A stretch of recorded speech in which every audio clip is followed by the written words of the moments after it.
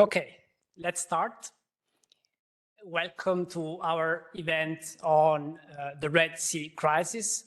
My name is Alessandro Mario Amoroso. I am a postdoc researcher in international law at Sant'Anna School of Advanced Studies, and I will play as a moderator for today's event, but I promise I want to be a very quiet moderator. I will limit myself to introduce the speakers, present the bios, and then give them the floor. I just have to add two reminders before we move directly to the presentations for today's event. The first is that we are in a webinar modality, so people from home can ask their questions in the chat. I will make sure to collect questions and ask them to the speakers during the Q&A that will follow the presentations. And the second is I would beg you just 2 minutes to allow me to introduce the topic of today's event, just to make sure that we are all on the same page before we delve into the specifics of the 3 different perspectives we are approaching on the Red Sea crisis. So as many of you already know, in October 2023, the Ansar Allah movement, which is better known as the Houthi movement, start launching attacks on both merchant ships and navy vessels transiting the Bab al-Mandab Strait, leading to the Red Sea. The Houthi movement claimed to do so in retaliation for the Israeli invasion of the Gaza Strip, and also with the intention to coerce Israel into ending its war on the Gaza Strip. At least this was the stated purpose of the Houthi movement as a justification for their attacks on both merchant ships and navy vessels again. As a reaction to this that represents certainly a threat to the freedom of navigation and to maritime security, the United Kingdom and the United States first in January 2023 decided to launch missile strike on the territory of Yemen with the intent of degrading the military capacity of the Houthi movement, of the Ansar Allah movement, with an effectiveness that can be, of course, disputed. Several European countries in the following weeks announced the intention to launch a maritime operation named Operation Aspides. The member countries so far are Italy, but they also include Germany, France, Belgium, and Greece, with support from the Netherlands. While announcing their intention to conduct a maritime operation in the Bab al-Mandab Strait and the Red Sea, they also clarified that Operation Aspides does not have an intention, or better say, is not mandated also to lead strikes on the territory of Yemen, but only to protect merchant vessels and, of course, the Navy ships in this maritime area. Our intent for today is to approach this topic from 3 different perspectives, and this motivated the organization of the panel. I will introduce the 3 speakers of today in turn. They will bring a perspective of international law, a perspective on, let's say, geostrategy and the importance of choke points for maritime security and security in general. And finally, the perspective of trade and the possible impact on trade of the Red Sea crisis and maritime crisis more in general. We will start with Professor de Guttry, who is the first speaker for the event. I'm sure that most of you already know Professor de Guttry, who's a professor at the Sant'Anna School, but allow me just a few seconds to introduce him. Professor de Guttry is a full professor of international law here in Pisa. He's a leading expert, I would say, on several topics of international law, but certainly, and most importantly also for today, on the international law of the use of force. He has published really extensively on this topic, but probably few of you know that Professor de Guttry in the past also studied specifically the status of warship and the use of force at sea. He's probably the best qualified person to discuss today of the international law perspectives on the United Kingdom and the United States use of force in Yemen and the international law framework that applies to that. Professor de Guttry, you have the floor, and I'm presenting now your slides. Good afternoon to all of you. Very welcome to this event. Let me just start saying thank you very much to Amoroso for continuing this tradition of the Chair of International Law to organize from time to time these seminars on burning issues which are appearing in the international community. He thought that I am a professor of international law. I think this is well known. But when I was starting to put together a little bit my ideas about what to tell you today, I asked myself, but is it serious? It is relevant nowadays to speak about international law in a moment in which international law is blatantly violated by so many states? And differently from the past, they do not dare to say that they are violating international law. In the past, they were trying to find excuses, arguments to explain that they were not violating. But nowadays, they feel not shy to declare that they are violating human rights law. So I was really tempted to go a little bit against what Amoroso was telling you and to say, bah, at the end of the day, I think we have to start considering that we are living in an international community in which international law is not as relevant as in the past. But then, yesterday evening, I heard a very good news, namely that Nicaragua presented a case in front of the International Court of Justice against Germany for the support Germany is apparently offering in providing arms to the Israeli forces. Now, leaving aside the content of this, but I think that what is very interesting, that it gives the idea that notwithstanding all, we have to continue to be optimistic and to consider that for many states, international law is relevant and it is in their interest that it is respected and fully implemented. And therefore, I will try to go a little bit in this direction. And what I'm going to tell you is split into 5 parts. I know that I have 15 minutes. I'm trying to respect as much as possible the facts, but I will be very short because something has already been anticipated by Amoroso. Who are the authors? Here too I will be very short, and then I will try to focus a bit more on which has been the reaction of the international community and how can we qualify the reaction of the international community facing these threats or use of force by the Houthi, and then I will finish with a few concluding remarks. The facts, I mean, as anticipated, there have been a certain number of attacks or threat of attacks against the commercial shipping in the given area. Let me just make clear to everyone, to avoid any kind of confusion, we are not speaking of piracy. Sometimes in the newspapers we read something related to piracy. It has nothing to do. This is nothing which can be considered as piracy, looking to the definition of piracy in the United Nations Convention on the Law of the Sea. But it has an impact on piracy because, surprisingly, in the last months, when the attention was very much focused on what the Houthi were doing, we noticed that there is an increase in the piracy activities around the Somali territorial waters and in the high seas facing the Somalia, which we thought has been disappeared, the phenomenon, because there has been a significant military activities, but now they are again profiting of this lack of interest or of this focus of the international community more on other areas. The attack has involved as well attack against military ships, and I have to anticipate that I have to be a little bit boring this afternoon because we have to identify different situations because they have different regulations. Another aspect which I would like to highlight and which is important to take into consideration, where did this attack happen? They happened in the territorial seas, they happened in the high seas, and they happened as well in the waters of an international straits. This is very important for us lawyers because, as you know, the rules which are regulating the rights and obligations of the coastal states or third states in these different areas are very different, and therefore we have to briefly focus the attention and making clear differences between the different situations or where they occurred.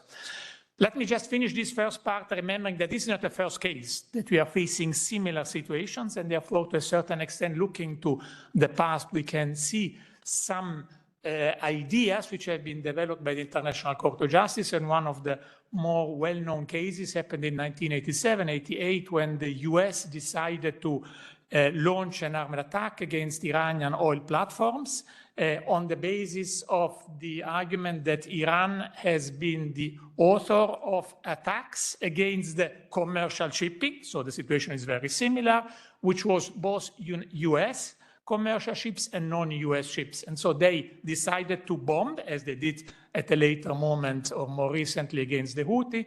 And there has been a dispute in front of the International Court of Justice. Great. This means that they have identified this as a possible way of clarifying which is the legal situation. And the Court of Justice was to a certain extent quite surprising, quite surprised many observers, because they mentioned or they solved one of the key problems.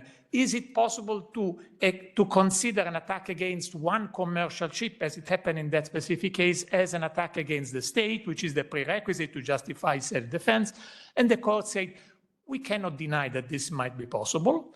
In that specific case, they said, no, we cannot justify the US because it was not clearly proven that this attack was coming from the Iranians. So the author was unclear, but the fact of the attack has been considered as potentially enough by the International Court of Justice to be considered as an armed attack, allowing, therefore, self-defense. As far as who is committing, no questions, as anticipated by Alessandro, the Houthi, they recognized it, they made it very clear, they issued official statements, so there should be no problem that it's they who are doing this, and they continue and they confirm that they are doing this, and the purpose has already been highlighted earlier. Now, which has been the reaction of the international community? There has been different reactions, and please be aware that the situation is very complicated. First of all, UK and the US at a certain moment decided to bomb the military installations from which this attack were coming from on the territory of Yemen, occupied in this very moment by the Houthi. The Houthi are considered de facto government of this part of the territory. So they decided to bomb the territory and those bases from which the attack was coming. Then they decided to launch this military operation, which is called Prosperity Guardian, including several states. They were trying to bring more states. And just look to the goal or the mandate of this operation to jointly address security challenges in the southern Red Sea, with the goal of ensuring freedom of navigation for all countries and bolstering regional security and prosperity. It's drafted in a slightly ambiguous manner, in a generic manner. They do not speak about the authorization to use force, but they are simply speaking of guaranteeing the freedom of navigation. At a later moment, we had the UN Security Council resolution, which has been involved on this, and I would like just to quote two parts of this UN Security Council resolution, which give you the idea of a little bit, once more, a little bit an ambiguous wording. It's the result of a compromise, obviously. Special attention, please, should be put on the second part, in which the Security Council, almost as an obiter dicta, states that the right of member states, confirms the right of member states, in accordance with international law, to defend their vessels from attacks, including those that undermine navigational rights and freedoms. Does it sound like self-defense? They do not mention self-defense. They do not make a reference to Article 51 of the UN Charter, but the wording is to a certain extent similar, although not identical. Something much more interesting we see in the EU decision to launch an additional operation, which is the Operation Aspides. Here you see what this operation is supposed to do. And look at the second part. One of the goals is to protect vessels against multi-domain attacks at sea in full respect of international law, including the principles of necessity and proportionality in the area of operation. Now, the students of the Scuola and those who have attended the course of international law, they probably, for them, the wording is quite familiar because it reflects not what is written in Article 51, but the customary part of self-defense, which requests the state, if you suffer an armed attack, you can reply at a certain condition, but in any case, the armed attack must be proportional and necessary. They do not mention self-defense, but they use categories of wording which are typical of self-defense. Let me go now to the closure of my presentation. Now, I'm sorry, but we have to distinguish various cases if we would like to have a clearer picture of a very complicated situation. we need to distinguish two kinds of activities. The activities which are aimed at protecting commercial shipping, namely preventing attacks against them. And then we have to see other situations in which we have to work in the case, and it's a military ship which is attacked. Now, if you would like to protect the commercial navigation, as the two operations which have been launched in that area are aimed at, you should remember that if you are in the territorial waters of another country, there is the right of innocent passage or also of military ships, but you cannot make any kind of use of force. Even for police operations, it is absolutely prohibited, because if you do something which is not related only with the passage, you would violate the right of the obligations incumbent on those who are using the right of innocent passage. Now, which are the consequences? So if you carry out a military operation while you are crossing the territorial waters of another country, if it's a warship which is doing this, we know that the only consequence which is foreseen in the United Nations Convention on the Law of the Sea is that the local state has the right to request the military ship to leave the territorial seas. They can't do that much more. So they cannot use force to kick them out, but they can order them to leave. What happens if they do not leave? That's another question, but we have no time now to go into those situations. So what can you do if you would like to protect and you don't want to violate the notion of innocent passages? There are a few solutions. The first one which has suggested is use warships as shields. So you have the commercial ship in between, and then you have one warship in here. So if they want to attack through drones or through missiles, they will have a warship and they risk to attack a warship, and then obviously the situation changes totally, because if a warship is attacked, they have the right to self-defense, and that's the problem of those who are carrying out the attack. The second option, which is a bit more controversial, but it has been used especially in the times of the piracy, to provide commercial ships with military assets to deter attacks. So it's not that you intervene, but you offer them, and it happened during the Italians know it very well, because we had quite a lot of problems with India in one of these specific cases, with our military on board of a commercial ship using force, and in that case, killing two persons they consider to be potential pirates. The third option is, according to me, invoking state of necessity. If you look his eyes, he's looking so and say, but this is crazy. How can you invoke necessity? A military ship in the territorial waters invoking necessity? I just would like to remember you, what is state of necessity? Sorry. Probably you can say that you have the situation which would allow you to act on the basis of necessity, because you did not cause the situation, so you did not provoke the incoming missile or drone which is coming to try to destroy the commercial ship. And you are, to a certain extent, protecting vital interests, not only of you, state of which the warship is having the flag, but, and I'm making reference to the commentary by the International Law Commission, what has to be interpreted as the interest which can be protected on the basis of a justification of a necessity is as well the interest of the international community as a whole. And I think that's out of questions, and this is reflected in the UN Security Council resolution, that the interest of freedom of navigation is an interest of the entire international community. I'm sure that my colleagues will reinforce this in a moment.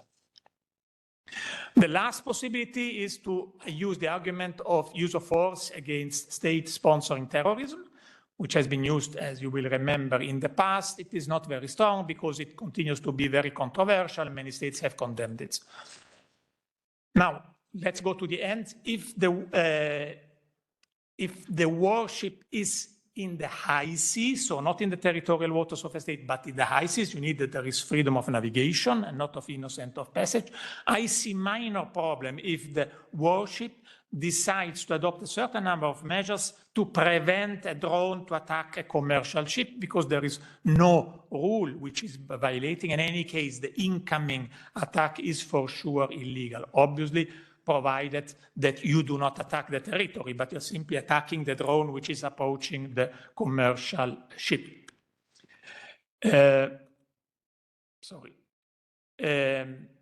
Now, if the attack is against a warship, the situation is much easier for us lawyers, no problem. If you attack a warship, the warship has the right to self-defense, and at that moment, you have simply to remember that there are a certain number of limitations, which according to Article 51 and the customary law part, which has been developed at a later moment, are respected. So no problem if the Houthi attack, but they are not stupid, and with one exception, they are not going to attack. They threaten to attack, but they never attacked a military ship. The last question which I would like to address with you, and then I finish within the time which has been given to me, is the question of, is it legal to start attacking the sources or the places where these attacks are coming from, which is territory of Yemen, currently controlled by the Houthi and who can be considered properly a de facto government. There have been various ideas which have been elaborated so far. No one of them is 100% convincing for a certain number of technical and legal problems. Self-defense, you see here the problematics, the targets. If it's not the military ship but a commercial ship, can it be considered as a situation which allows you to use self-defense? Are you facing an armed attack or are you facing something different? You will remember that the definition of aggression says that's an armed attack, an attack against the fleet of a state, not against an individual commercial ship. So this is not exactly the situation. Who are the authors of attacks? Sometimes it's very clear, sometimes it might be more ambiguous. Is there really a consent of the state? The ships, whose ships is suffering that armed attack? Yes or no? Is it proportional? Has it been notified to the Security Council according to Article 51, which didn't happen? In any case, I think it's interesting to notice that those states, also those states who have decided, the UK and the US, to launch attacks on territorial targets in Yemen, they did not inform the Security Council, and they were never 100% clear in the justification, so they did not really make reference to self-defense. To finish, I think the legal situation is very complicated. In this situation, there is one possible solution, but it is a dream, that the UN Security Council takes a resolution authorizing to adopt certain number of measures against those who are putting in danger the security of the navigation. The nature of this resolution would not be the first one in its, of this nature, sorry, because the Security Council has done this in the past for slightly different reasons, but the idea to authorize ships or military ships or warships to control the navigation and even to stop ships or to do military operations against those who are preventing the freedom of navigation has already occurred, so this is nothing new. I think that the big problem nowadays is that we are in a political moment in which it seems very, very difficult to find an agreement in the Security Council among the permanent members on such a sensitive issue. Thank you for your attention.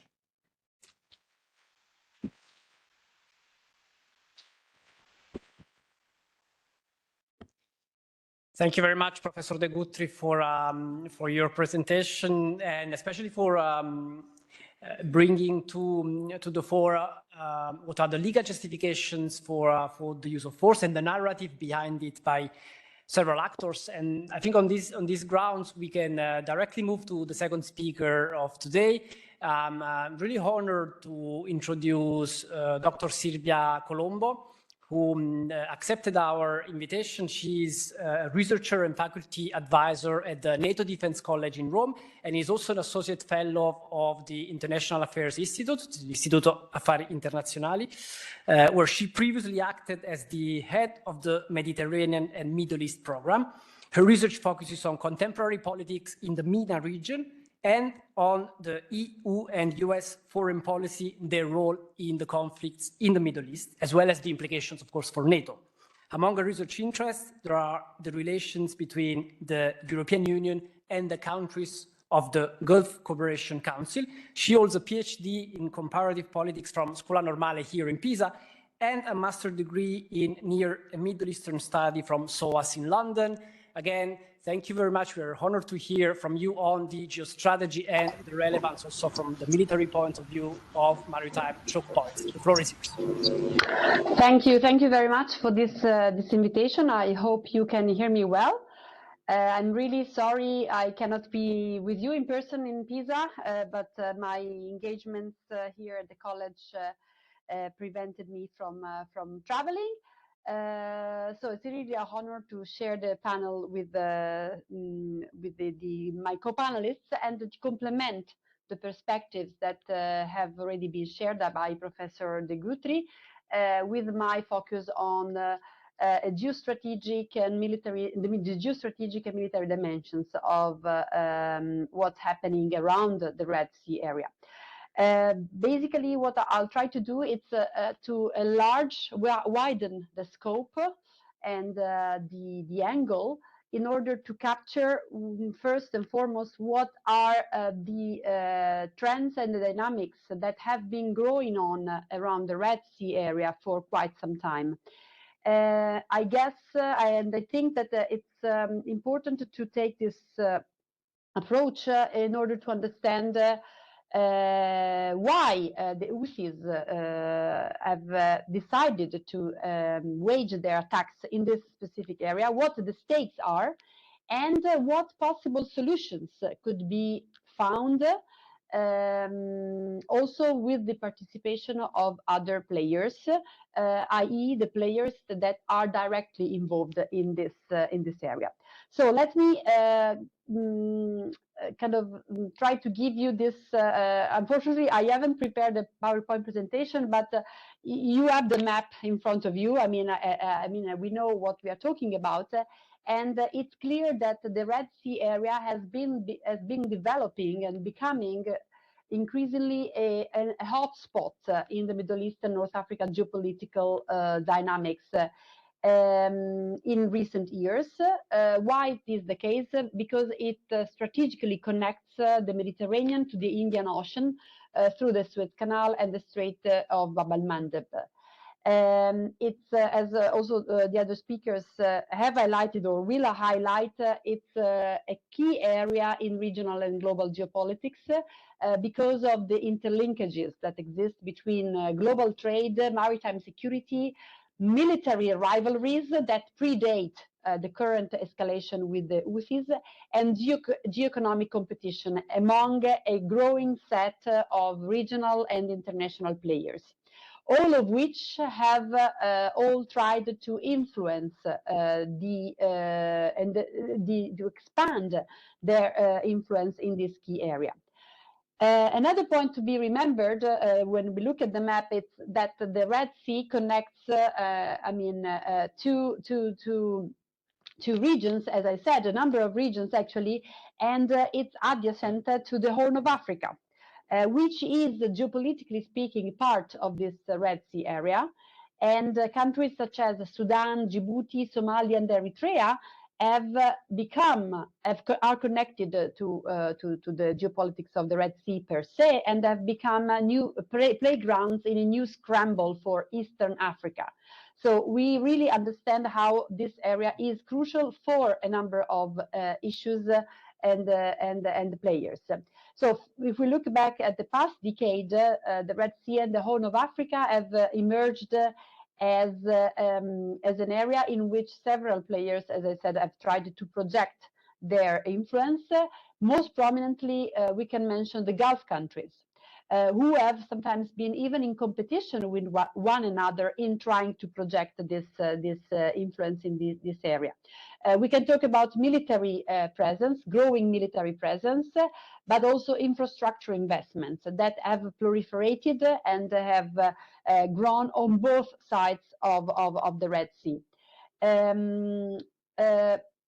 On the one hand, the reason why these countries, and I will go into the details in a moment, have tried to influence and project their influence in this area has to do with the fact that they wanted to diversify their economic and external relations.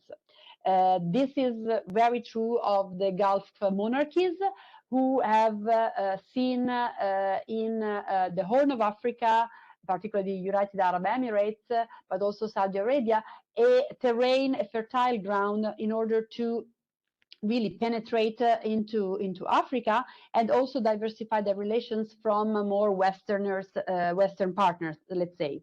So Saudi Arabia and the UAE, as I just mentioned, have made substantial inroads and investments both on the energy sector and in the industrial sector along both coasts of the Red Sea and the Suez Canal. And this has been driven also by competition between the two. Then there is also the question of using this strategic area, this choke point, as a way to secure food supplies. Food supplies in a moment in which we know after the war of aggression on Ukraine, I mean, most of these countries have suffered from a reduction in, I mean, from an increase in food insecurity, and so having access to Africa's hinterland, for agricultural products, for example, and natural resources, has emerged as a key element in their strategies for more autonomous geopolitical positioning again vis-a-vis their traditional Western powers. Let's not forget that it's not only the Gulf countries that have been active in this region, but also old, let's say, players, particularly Egypt, which is, of course, sits in a very strategic area, has been concerned by the need to exploit and to control the penetration of other players in its backyard. Cairo and Egypt has rediscovered the strategic importance of the Red Sea under President Al-Sisi as part of a broader program of economic modernization, which is called Vision 2030, as also the Gulf countries have, of course, passed these visions.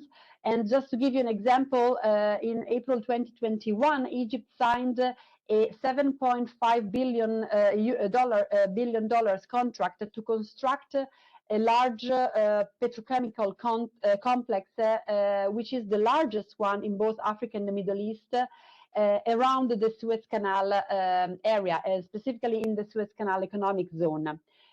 So it's clearly a strategic priority for Egypt to keep and maintain the security of navigation, but also the security in general of the Suez Canal region and the Red Sea crossing in passage more in general. And we know very well that what's going on with the Houthis attacks and the presence of warships from different countries and the rerouting of the passage of the cargoes has cost Egypt a lot in an economic situation, an economic financial situation, which is already quite fragile for the country. In addition to Egypt and to the Gulf countries, I would like to mention also other players, because we are talking about the geostrategic value of this Red Sea, Horn of Africa sub-region for a host of players. And these are Turkey, Jordan, and Israel. Israel, particularly on the backdrop of the Abraham Accords, again, has been very much involved in the area, especially as a way to counter the Iranian influence in the area. It has not been directly involved in contrasting the Houthis attacks for quite obvious reasons, in order not to be further exposed, to the risk of an escalation to Iran, given what's going on between Israel and Hamas in Gaza.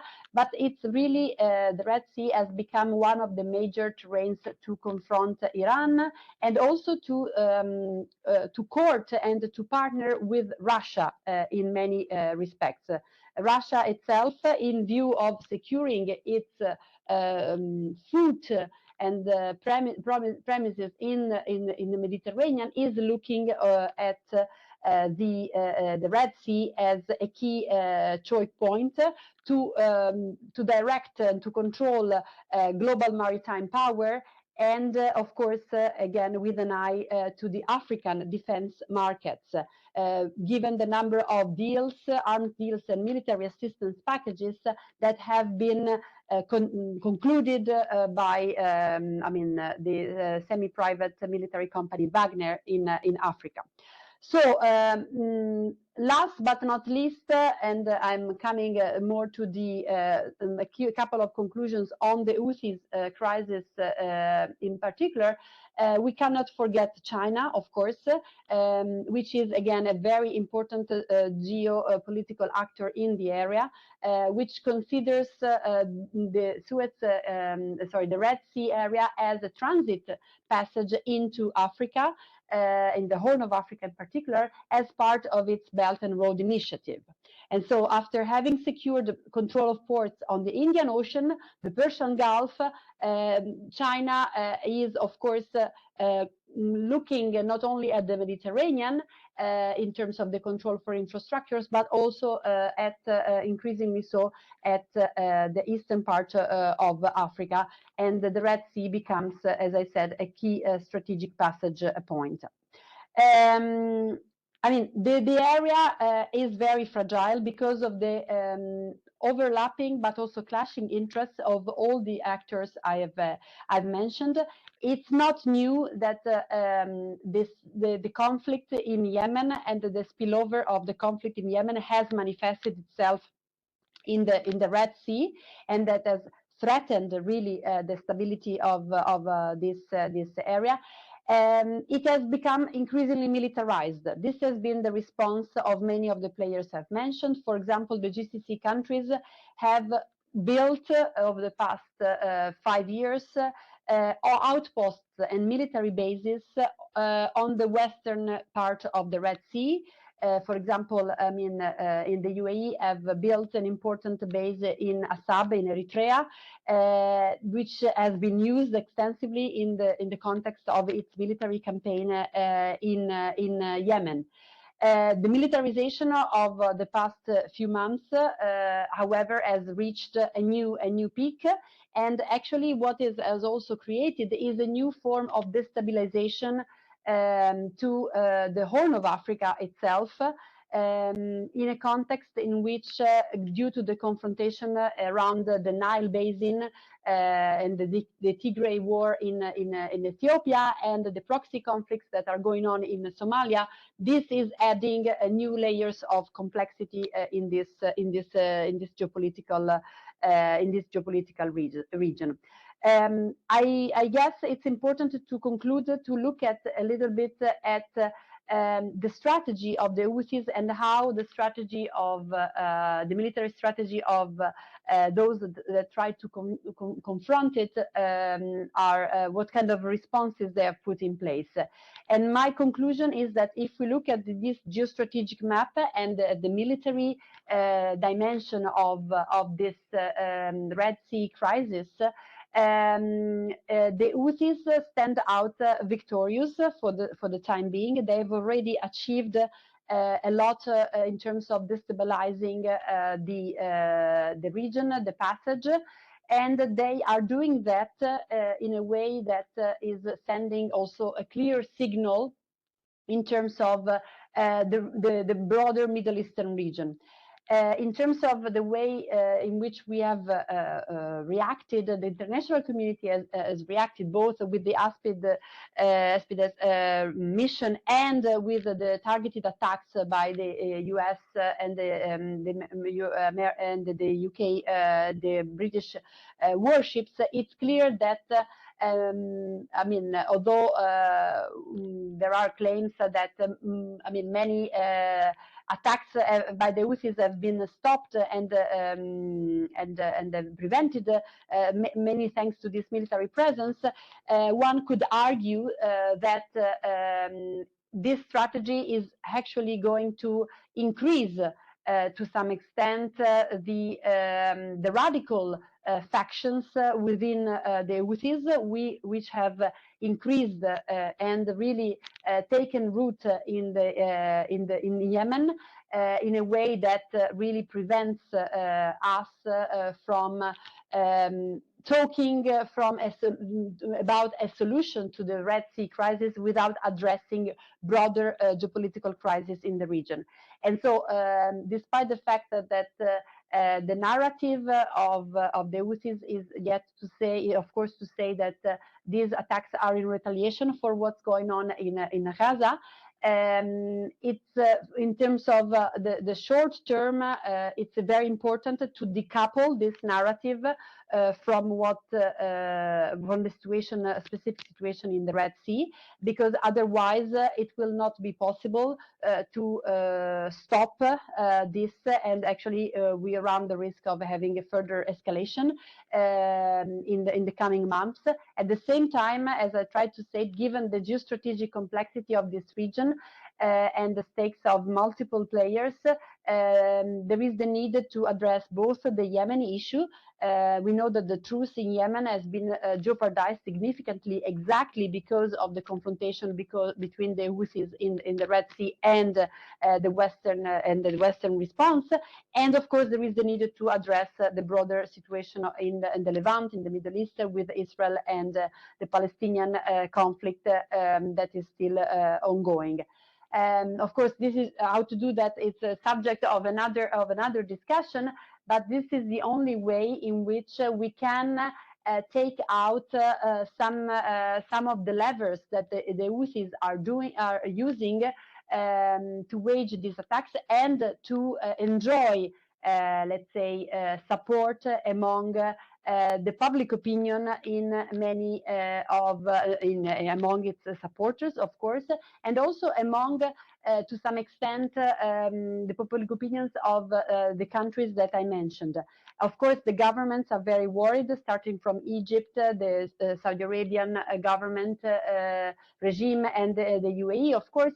But when it comes to the public opinions, the picture is much more different, and taking into account these nuances is very important in this hybrid warfare situation, and in the need when the need is very strong to secure this key passage for regional and global trade and security more in general.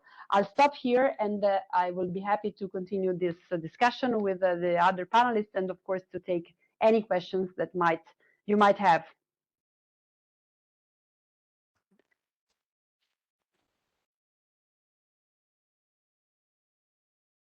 Thank you very much, Dr. Colombo, for leading us, I would say, through the several layers of reasons why the Red Sea, the Bab el-Mandeb Strait, are crucial for maritime security and for the region in general, and also for being so outspoken on who's at the moment victorious in the confrontation in the Bab el-Mandeb Strait. And now we need to address at the same time what's happening in Yemen and in the Red Sea, and what is happening in Gaza and in the confrontation between Israel and Hamas. We can now move to the last but not least speaker for today's event, who's Mr. Andrea Pappalardo. Andrea Pappalardo is an international lawyer with Iustopia law firm, working both in Geneva and in Italy. He's also a renowned expert in commercial law, corporate law, and most importantly for today, maritime law, a topic that he has practiced in for more than 20 years. Before working as a lawyer, Mr. Pappalardo was the head of the legal affairs of MSC Cruises in Geneva. Therefore, he's not only an expert on the impact of crisis, I would say, on trade, but on crisis management in general, as he will also have the opportunity to tell you. He holds a law degree from the University of Pisa, and this is also the leitmotif, probably the connection of the three speakers of our panel today, and a master in EU competition and transport law. Mr. Pappalardo, it's a pleasure for us to having you with us here, and the floor is yours. Many thanks. First of all, good afternoon to everyone. My true thanks to Scuola Sant'Anna for this very kind invitation, and for the work for the very warm welcome. For me, it's a real pleasure to be here. And as already anticipated, my contribution will focus on the topic of today's talk under a commercial, legal, and insurance perspective. Due to the time given, meaning more or less 15 minutes, I will be necessarily give an overview, and I will try to pick up some specific topics which I hope might be of interest. So I have a few slides. The first one concerns the commercial impact in terms of what's happening in the Red Sea. I think it has been very clearly stressed the strategic importance of the Red Sea in the international maritime trade in the previous interventions. But I also think that to share some figures might give some concrete perceptions about what we are talking about. Thank you. We have to consider that more or less the 12% of the commercial shipping every year transits through the Suez Canal in equal shares between container vessels, bulk vessels, and tankers. Among these three categories, the most impacted has been the container segment. If we consider that in the month of February, so we talk about 2 months ago, more or less, there's been a drop of up to 82% in terms of tonnage of container transits, due to the fact that most of the ship owners have decided not to transit anymore through the Suez Canal, rather deciding the alternative route via the Cape of Good Hope. We can all imagine how huge is the impact in terms of trade maps, in terms of repositioning of vessels for all the fleet, knowing that there is a high risk area, as is the case for the Red Sea, and so to decide an alternative route. And we can also imagine how many different layers of consequences and losses, potential losses, and cost the ship owners, or more generally, the shipping sector stakeholders may suffer because of a rerouting. First of all, we can imagine how, the additional time needed for a ship to be rerouted via the Cape of Good Hope rather than passing through the Suez Canal. We can, depending on the weather conditions and other factors, we can easily talk about additional time of 10 days to weeks, which means, of course, additional fuel, which means additional wages, which means, in some cases, additional risks, which might need the risk of legal claims, because if we have, for instance, a ship carrying some time-sensitive cargo, let's think about, for instance, some fresh fruit, there's a lot of difference in taking a voyage which takes 1 or 2 weeks, or 1 to 2 weeks more than expected. And last but not least, on the top of the mentioned potential costs and losses, in the case where the ships, so the shipmasters or ship owner should decide not to take the alternative route via the Cape of Good Hope, so in any case to transit through the Suez Canal, they would necessarily incur additional costs not foreseen, at least until a few months ago, in terms of additional security. Maybe we can go through this topic later on. Surely additional premium in terms of insurance, as we will see later on. And then finally, we must consider the possibility that in one case or another, we'll have some environmental risks, in terms that if a ship needs to take a longer route, it's very likely that the speed will be higher to try to meet some schedules, which means in terms of emission or greenhouse gas emission, a huge increase. And this period where the shipping sector is under the eyes of many international organizations, this has also an impact as well. So this is just the first overview in terms of commercial possible consequences due to the current Red Sea crisis. But thank you. But let's see how this situation can be reflected in the under contractual point of view between the different stakeholders which are involved in the maritime trade. Let's start stressing a principle which is quite common in almost, I would say, all jurisdictions, which is the liberty, the right, the freedom, the power of a shipmaster as responsible for the safety of a ship, of the cargo, of the crew, to take all decisions, necessary decisions, reasonable necessary decisions to protect the ship, the cargo, and the crew in case of risks, which concretely means the liberty for ship owners to deviate, so to change the route compared to the usual or agreed route, because of course in a contract of carriage or cargo you have an usual route or an agreed route. So in case of risk or war risk or whatever kind of risk, we can consider the shipmaster has this liberty to deviate, can take several decisions up to the possibility to even abandon the cargo if it is in the interest of the ship, of the cargo, of the or the crew. As you can imagine, this is a sacrifice for other interests in the contract. So while maybe in October, in November, let's say in October, this could be something maybe unexpected for many people. Now it's, let's say, 4, 5, 6 months, we have the outbreak of the crisis. So of course the stakeholders are aware about these risks. So of course, stakeholders, so when I say stakeholders, we can imagine, for instance, a ship which is chartered, so hired by a company. Let's think about, for instance, a trading company of grain, for instance, which has hired a vessel, and which normally should give the orders to the ship captain to say, I want your ship with my cargo to go from point A to point B, and I want you to do this route.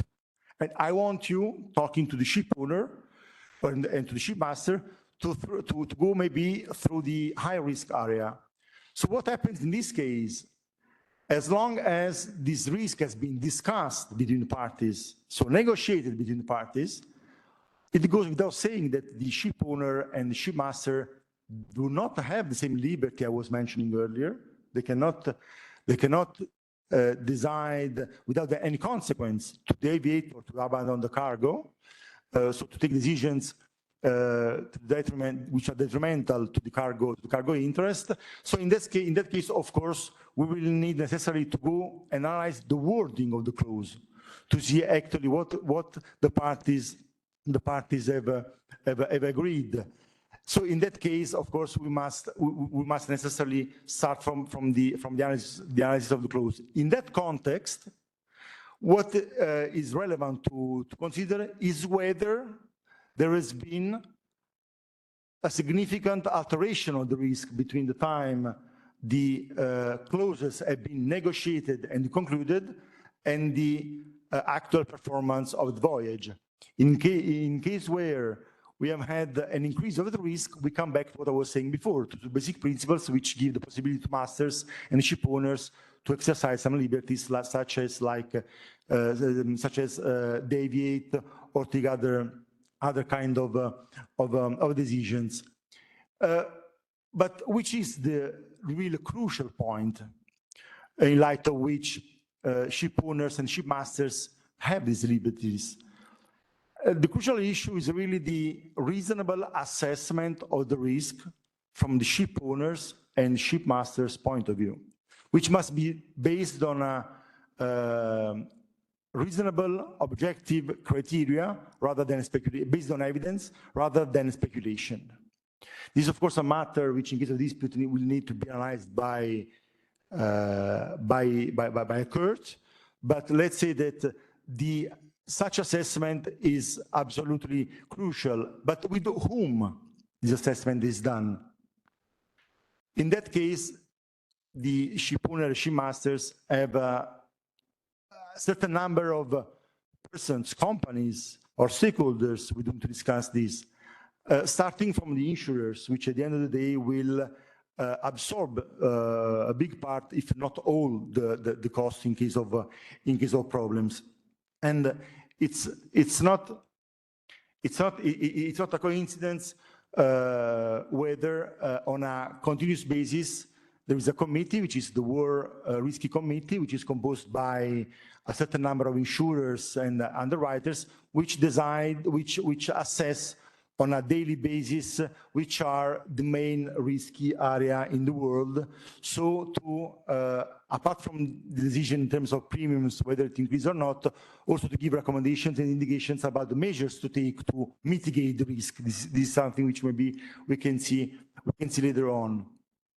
But before arriving to this, it might be for someone who studies international law, it might be maybe useful to read one of the common clauses, which are one of the common type of war common clause, which is used in contractual documents. Might this be charter parties or bill of ladings, but let's say in contractual documents. And we can of course find more narrow or broader wordings, but the one you can see is actually quite wide. There is a definition of war which includes a lot of kinds of hostilities, and as you can imagine, this is crucial because depending on the situation to be analyzed as a matter of fact, and also under the perspective of international law, we can decide whether the clause applies, and if so, to which extent to the contractual relationship between the parties under purely private or commercial point of view. But maybe we can come back to this later on. So I was saying, maybe I have a few minutes left. So I was talking about the importance about the reasonable assessment from the shipmaster regarding the situation. And I was saying that there are different consultants, persons, stakeholders, companies which may help in this respect. And I was saying that insurers are definitely one of those. Because the role of in the maritime sector of insurers is crucial, considering that at the end of the day, many times they will need to absorb the risk. For these reasons, insurers must be notified in advance when ship owners decide to transit through a high risk area. As I was saying, insurance premiums may be increased, and finally, some mitigating measures might need to be discussed with insurers, in particular in cases where the ship owners decides to have on board arms, as in some cases is the case. Now, today's situation in the Red Sea makes things a bit more complicated, I think, because while there are some similarities in terms of handling the risk with the piracy situations, as was said, we are talking about two different things.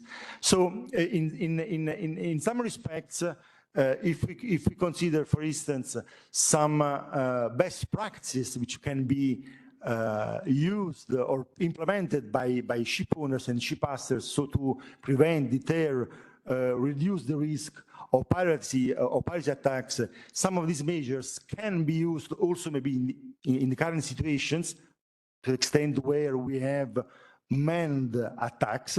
In many cases, this is not possible.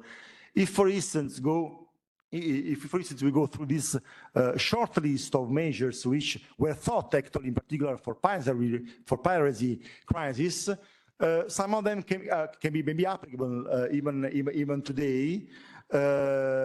If, for instance, we have attempts of boarding by manned attacks, either by helicopter, as you have seen, for instance, with the Galaxy Leader in, I think, in November 2023, or in case of attempts of boarding from boats, from skiffs. So in this case, surely some measures such as physical barriers or the use of fire hoses or water cannons, surely the visual lookout can be of help.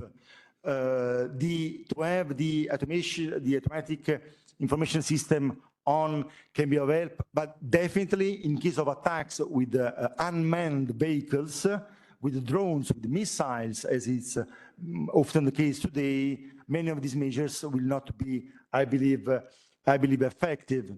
So in this case, but this is not really my perspective, probably some military convoys or the support of institutional missions may be more of help. Actually, even, and maybe we can go to the last slide, please. Actually, even depending on the kind of attack, also the use of armed security personnel on board can be or not of help. Because again, if we have an attack, might this be from pirates or not? In this case, to have armed security personnel on board definitely can be of help, and it has been shown that actually it helps. But in case of drones or missiles, I'm not sure that this will really be useful. And in any case, in situations where there should be the use of armed security personnel on board, we must remember that in any case the captain remains the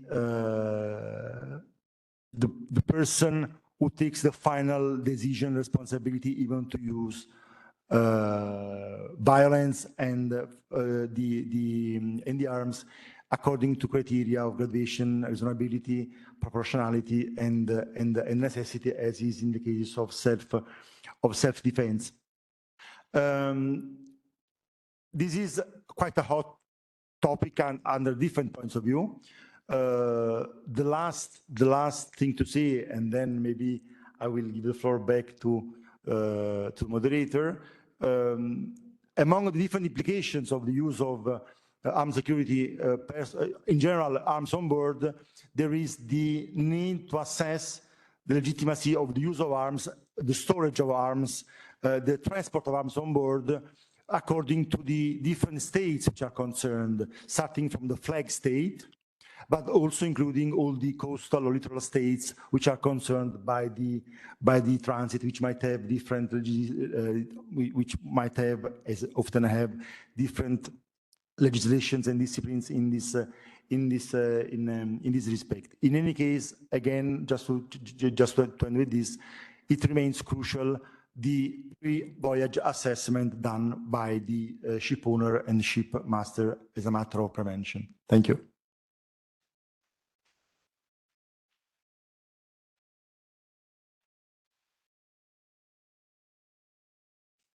Thank you, Mr. Pappalardo.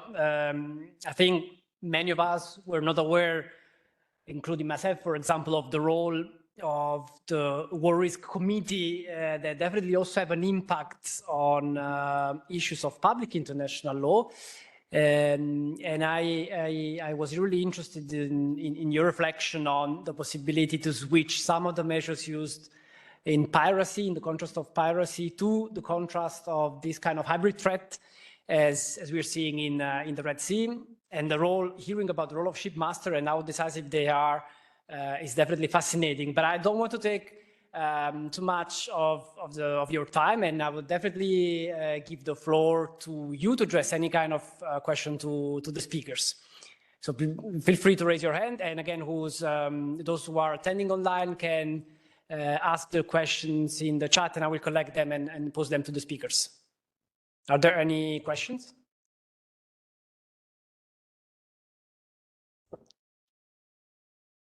Someone who wants to break the ice?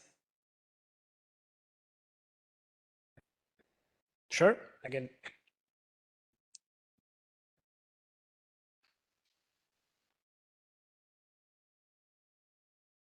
So thank you to all the speakers for the presentation.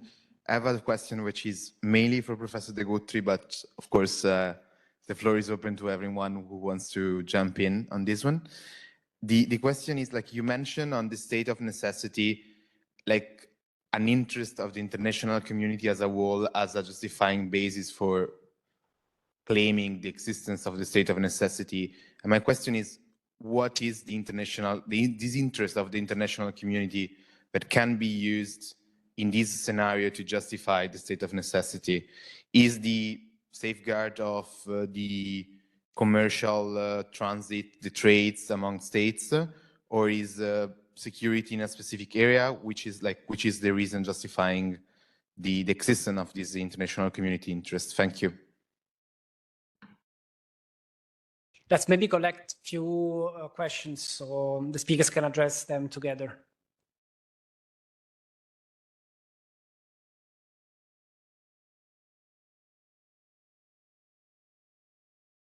Otherwise, while you think of a question, do you have a question? Then I would add maybe one for the other two speakers for the first round of questions, and they're very short. One is to Dr. Colombo. One of my curiosities concerning the intricacies of the Red Sea is how far you believe, if we negotiate with the Houthi movement, also taking into consideration the situation in the Gaza Strip, how far you believe the Houthis would really come to terms with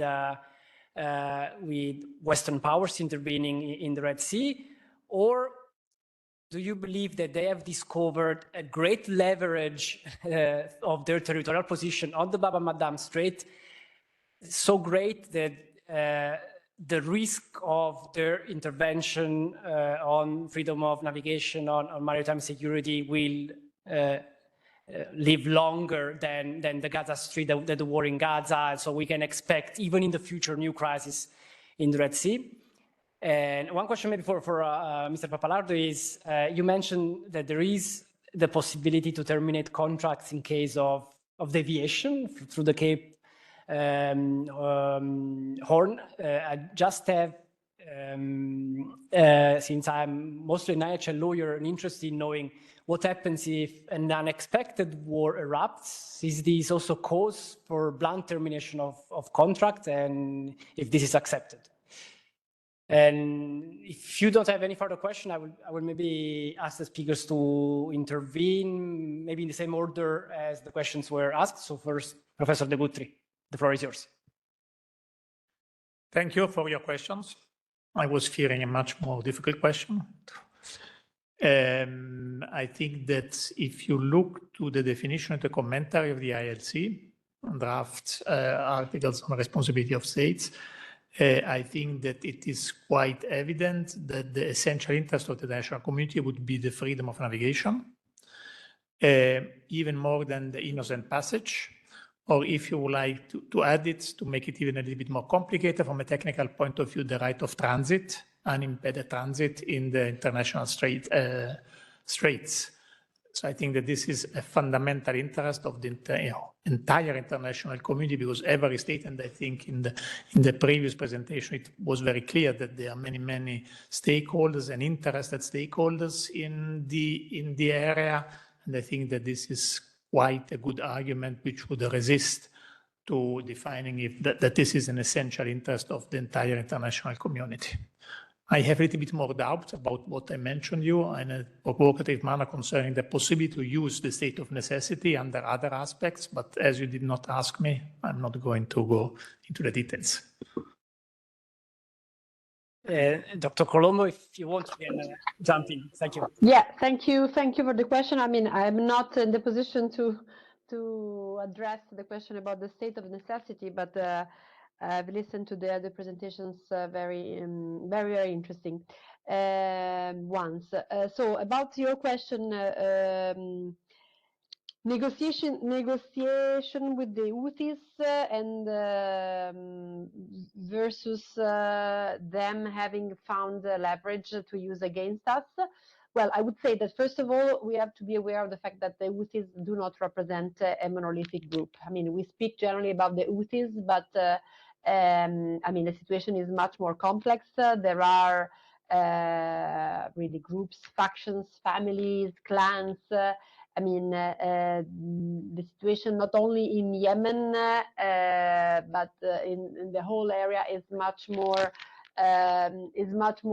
mixed. And what I was saying in my intervention, that we should try to undermine the radical ones, the radical Houthis, who have found definitely a way to extol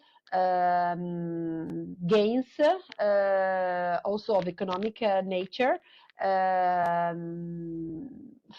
because of thanks to these activities of blocking the passage in the Red Sea. There are more moderate factions and groups and families in, for example, the control parts of Yemen that just want to run, to establish some governance, to fill the gaps that the central, so-called central government, officially recognized government of Yemen, in terms of services cannot provide. So I guess that I mean, even if we don't envision any I mean, formal negotiations with the Houthis, because I mean, the question is, who do we approach? What are you going to put on the table?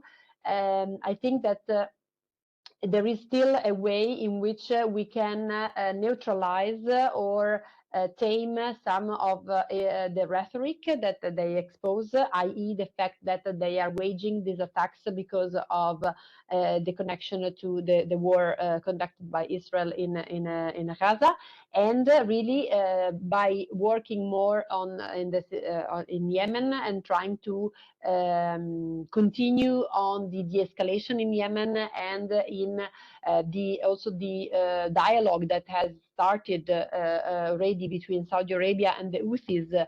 After almost 10 years of conflict, we could find a way to decrease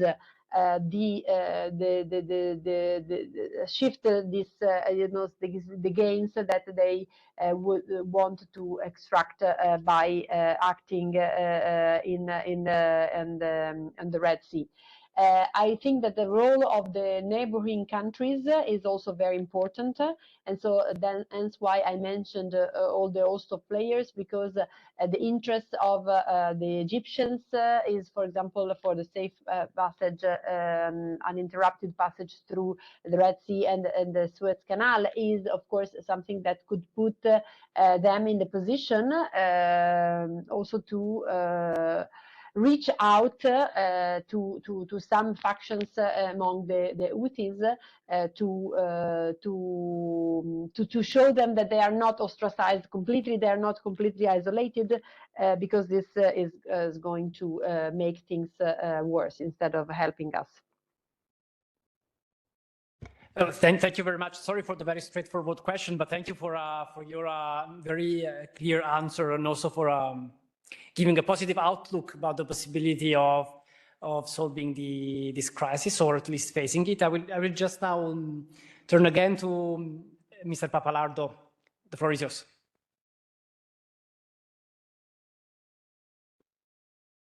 Thank you. So your question is whether, in case of an outbreak of war, the parties in a carriage contract or in a charter party can terminate the contract. I would follow the same approach which I tried to follow when I was talking about the possibility for the ship owner or shipmaster to deviate, meaning that I would distinguish two different scenarios.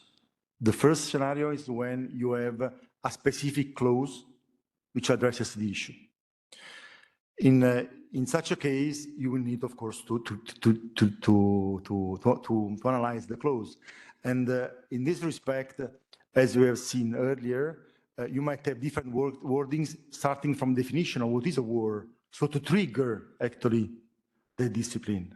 That's the first issue, just to put on the table, which is the triggering event. Another possible issue might be, if we take, for instance, some of the common contractual documents like the Corn Wartime Clause 2013 or Voyage Wartime 2013, which apply to different situations, but let's say that are quite common contractual documents, they normally tend to list the countries which need to be in a war context, so to trigger the applicability of that clause. And it's sort of it's sort of numerous clauses, let's say. So meaning that you cannot apply by analogy. It's really a closed list. So this means that depending on the countries mentioned in the list, that clause might or not apply. If you have a clause, another third issue is the role, I stress again this point, of the insurers, because depending on the level of risk, even depending on the kind of arms used, there might or not be insurance covers. For instance, in many cases, we have limitations if nuclear weapons are used, or if electromagnetic weapons are used, or chemical weapons are used. So in that case, the contracts must have, in some way, some clauses which address these issues about the possibility of terminate a contract in case of war. Not to mention the fact that many covers do not apply anymore if some countries start a conflict, USA, China, UK, France. So there are some main countries which are considered as so important on the insurance point of view that cover will stop, okay, in those cases. But this is a scenario where we have a clause. What about if there is no clause which addresses the issue? So we come back to the basic principles. So the first question in this case is, which is the applicable law, first of all? And so depending on the answer to the question, the analysis will be carried out under that law in particular. If we consider, let's say that the general principle is, which is also to a certain extent a principle applied under English law, which is the most common applicable law in maritime law, which is the principle of frustration, meaning that if there is such a material change of the situation and the terms of the contract between the conclusion of the contract and the execution of the contract, this might give to one of the parties the right to terminate the contract, okay? This is a principle which is present also in other jurisdiction, and also including English law with concept, with doctrine of frustration, as I was saying. Of course, it's a matter of also factual assessment to understand whether there is a huge, significant change. If you consider the current situation, for instance, just to finish on this point, today most of the vessels have the possibility, as we were saying, to reroute through the Cape of Good Hope. So there is an alternative to the agreed or usual route. In this, under these conditions, it will be more complicated for someone to say, I want to terminate the contract because it has been frustrated, unless there is, objectively speaking, a lack of interest. If we consider, just to take again the example I was mentioning earlier, if there is transport of fresh fluid, in that case, to take a longer voyage, which needs 2 more weeks, might be possibly a reasonable scenario of frustration of a contract. Okay, thank you very much. Personally, it was really interesting for me to learn that there is sometimes a closed list of countries that justifies the termination of contract, but especially that some countries are considered so important that if they are involved in a war, the insurer stops providing insurances, but this makes fully sense. There is a question from the WebEx platform, so I will maybe collect it first. Maribel Cherfan is asking, in light of your observations about states' diminishing regard for international law and their reluctance to justify actions that contravene these norms, what measures can be taken to not only hold states accountable, but also to reinvigorate a collective commitment to international legal framework, especially in strategically sensitive regions like the Red Sea, and furthermore, in a perfect world, let's say, how can we ensure these measures are resilient against the erosive effects of geopolitical rivalries and power politics? Probably this is a very big question that can be addressed from different perspectives, so can intersect all the speakers. I just want to check whether there's any other question in the room. Yes, so I will collect 2 more questions and turn back to the speakers. Thank you. So I have a question regarding the argument about states of necessity, so I'm going to insist on that. So claiming that claiming state of necessity wouldn't justify use of force to protect a commercial ship, wouldn't be a way to mask a use of force similar to self-defense, and how to ensure a limitation on such a use of force, and how to limit such a use of force. Where do we draw the line? Do we make reference to necessity, proportionality? Thank you, I guess. I have another question on the state of necessity. And that's more on why state cannot invoke it. As the article reads, a state cannot, like the state of necessity cannot be invoked if the actor has contributed to the creation of the very situation of necessity. And while Professor de Guttry was listing the way through which the use of force may occur, it seemed that a lot of them describe a situation in which this very prerequisite fell.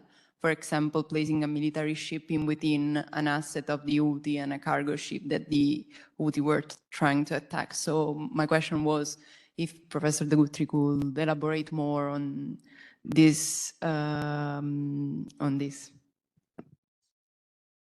Okay, we have 3 also quite big questions. We may be a bit short on time, so if the speakers can stay with us maybe 5 minutes beyond the agreed ending time for the event, I will give them the floor to answer these questions. Would you like to start first, so we invert the turn?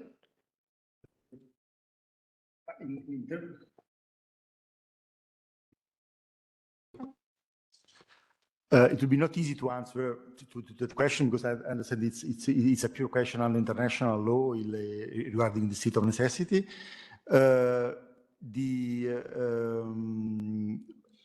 Regarding the question of the made online, may I just read it, because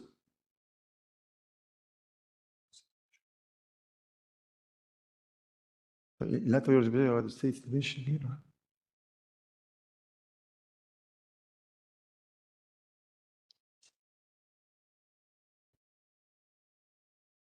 Yeah, I mean, it's. I have to admit, when if we jump under the international law perspective, I feel a bit, let's say, uncomfortable. So I would rather maybe complement some other answers. But maybe I could just maybe pick up part of the question which was made earlier regarding the importance of the maritime trade, I think. And maybe one very punctual data which can be shared, which can be useful, is that actually 80% of the more or less of the maritime trade, 80% of the global trade is via oceans or sea. So basically, if you look around, 80% of everything we have inside here goes on ships. So this, I think, it's a data which speaks by itself to understand the importance about maritime trade in the global trade. But I will be happy to complement the other panelists' answers. Thank you very much.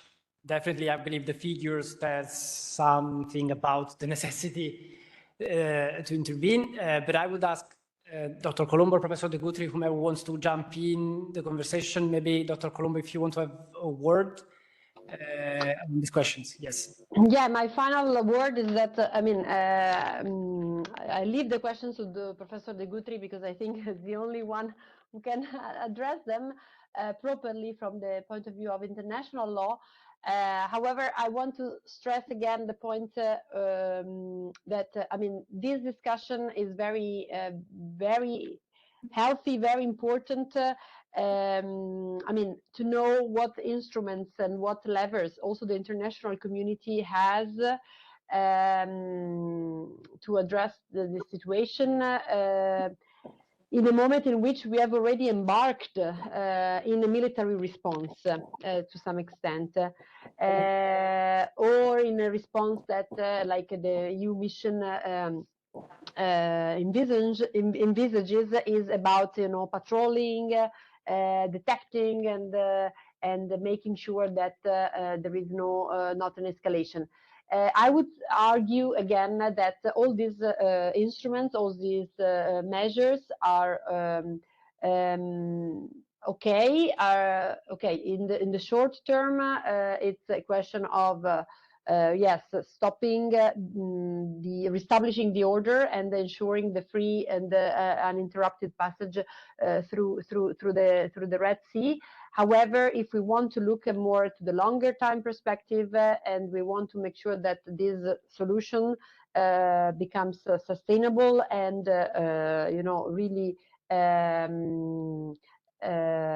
let's say does not draw too many resources from us, because we know that many of these missions and operations at some point have to be stopped, and as we said during the discussion, the leverage that the Houthis might use against us will continue to be there as long as the situation of instability and injustice prevail in the region. So a question of state building, assistance, to institutional engineering and peacemaking are also very important avenues that we should explore as an international community in addressing this issue. Again, the question of Yemen is key, because we had found a way to negotiate, to establish some forms of dialogue with the Houthis, and this has been jeopardized because of what's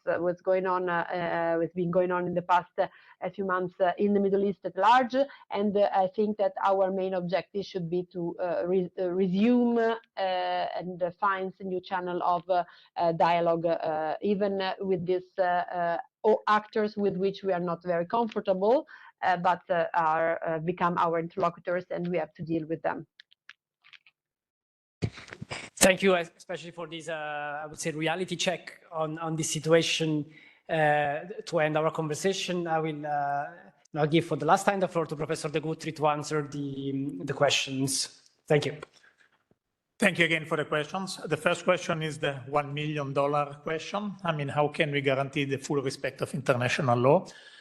What can I say? There have been several attempts from the League of Nations to the UN Charter, and they did not achieve their goals. In this very moment, we are again in a situation which we were hoping that it doesn't repeat, but we are facing a situation in which we have several states who very openly decide to violate international law. Should we be pessimistic about the future? Isn't there any tool which helps us to really implement and make sure the respect of international law? I think we should not be too much pessimistic, because if you look to how the situation changed compared from the end of World War II to nowadays, there have been a lot of improvements. The system has become much more sophisticated, far from an ideal world, no questions, but much more sophisticated. We have much more tools than in the past. I make once more reference to the decision of Nicaragua. to being in front of the International Court of Justice Germany, or the decision of South Africa to being in front of the Court of Justice, the International Court of Justice Israel. I think these are all small steps, but which give the idea that something is changing. The existence of the International Criminal Court, the more sophisticated sanction mechanism. I mean, we are going in the right direction, too slow maybe for many of us, but we have to be realistic. The situation is very complicated and we have to continue to battle. But I think that the big challenge, and especially for the younger generation nowadays, is to find new ideas, considering that the United Nations are not 100% able to achieve what they had in mind to achieve, but which are the different ideas, which are the new ideas on the table, how can we overcome the current problem, how can we find a system which is accepted by everyone. We are dramatically missing new ideas. I mean, there have been attempts, but so far no one of them succeeded, and I think that this is a big challenge, especially for the younger generation, to try to contribute to find new ideas which can be acceptable by everyone. The second question is related more to the issues of the necessity. I mentioned that I am a little bit skeptic about this idea. I think you have identified already a few weak points. I would not be so much worried about the potential negative impact of making more reference to the state of necessity compared to the self-defense, because in any case, what you would be allowed to do on the basis of state necessity is probably even less than what you are allowed to do on the basis of self-defense. They are still ambiguous. I mean, they are not clear delimitations, but in any case, I would not think that you have more possibility to act on basis of self-defense that on necessity than on self-defense. The second aspect is, it is true. I mean, in the draft articles, it is very clearly stated that you cannot invoke a state of necessity if you contribute to that situation. I would be a little bit more skeptic to say that if you decide that you use the military ships as shields for the commercial ships, that you are provoking this situation. I mean, you are exercising one of your rights. This is to transit the areas or the areas of a strait or the territorial waters. You are using the right of innocent passage. So I don't think that you are really violating, you are contributing to create this situation. So I would not be so much scared about this. I would have more problems on another paragraph, which is just coming before the one you have identified, namely the fact that the rules which you are allowed to violate on the basis of state necessity should not be prohibited by other rules. So they should not be against another use Corgan's law rule, and therefore that's a little bit more problematic, because if on the basis of state of necessity you decide that you are using force against another state, even if it would be justified on the basis of state of necessity, would it be consistent, because it would be representing a violation of a use Corgan's. That's a little bit more complicated, but there are arguments which can be used, I mean, to overcome this problem as well. Thank you once again. Thank you, Professor de Guttry. Would you like to add a word to complement? Yeah. As I was saying, I was just thinking how to maybe try to add some comments from, let's say, my perspective, which is not the international law perspective. And if we consider, I was just thinking about the self-defense. And so I was thinking that if we consider a crisis scenario where we have a ship which is attacked by pirates or by Houthi rebels, also in that case, the concept of self-defense comes into play, of course, as I've mentioned in one of my last slides. And depending on a series of elements, we might consider the reaction of the shipmasters legitimate or not. And this analysis will start from the pre-voyage assessment, actually, about what to do in case of in case of a crisis, knowing, as I was saying, that the shipmaster is always responsible for the safety and security of the ship and also take the final decisions. So in this respect, the dialogue, even to understand whether the actions are taken in the context of self-defense, dialogue between, even with the continuous trainings and drills between shipmasters and, for instance, arms on board, is of essence. And also in talking about possibility to to defend the ship from possible attacks. And coming back to what I was saying regarding the complexities and implications regarding the various applicable law, it's not a coincidence that a way which has been found to try to avoid all the need to assess all the possibility to carry, store, transport arms on board according to various legislation involved is to rent arms from floating arsenals, actually, or floating armories, which are basically many times ships, maybe old fisheries, which are international waters, just close by the very risky areas, which being international water are so out of the application of the national legislations of the coastal states, and in some cases, so we've seen that some ships just rent some arms or even employ some guards which are physically on these floating armories. This is one of the ways it has been found, always in the view of a self-defense in case of attack, but trying not to be obliged to carry out all the assessments which I was mentioning earlier. Thank you very much.